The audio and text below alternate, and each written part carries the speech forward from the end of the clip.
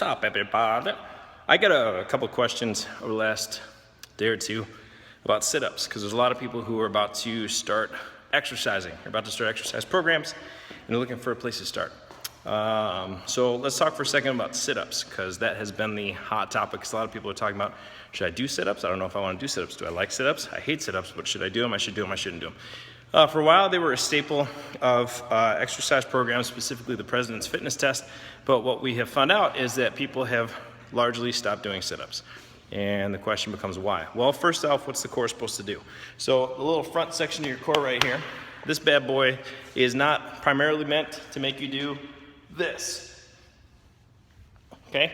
If you stand up, you were to take your core, there's none of us that would sit down, that would stand in one spot and start to forcefully push your head towards the ground over and over. So the question is, how is that a functional exercise? Is it a functional exercise, and does it have a use? It does have some use, but we have to think more appropriately about what is your core actually supposed to do. So, you can stick with me for a second.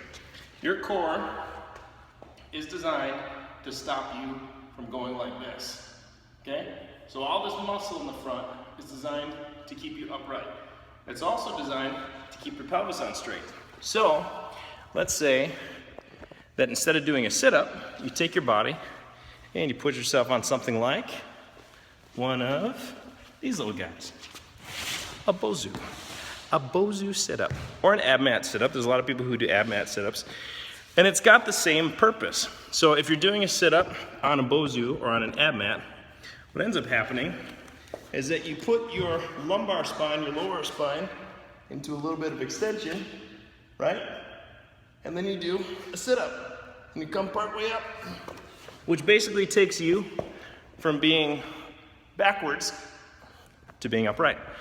Thus the reason why people tend to like those a little bit more. Now, is the sit-up the end-all be-all exercise? No, probably not. A better exercise to do would be something like a plank, both front or side, and if you're just starting your exercise program, that's where you need to start. Get good at doing planks, and if you're gonna do a plank, here's a quick little tip for that.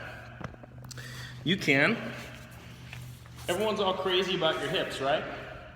About getting your hips into the right position, but here's the secret. You don't have to make your hips be totally straight, because the goal of this exercise is to work your core. So if you just thought about working your core and let your legs do whatever the heck they want to and get heavy in your hands, all of a sudden, a newbie ends up doing a plank like this, right? You don't have to be here. If you're here, a lot of people go like this, no bueno.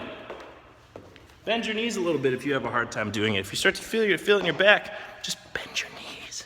Bend your knees. It's okay. Eventually, you'll get to a position where you'll feel like you can extend your legs all the way behind you. And when you get there, hurrah, it's a good day. But in the meantime, don't worry about it. Work your core, get stable through it. One other exercise I'll give you. This is a little exercise called a Pallof press.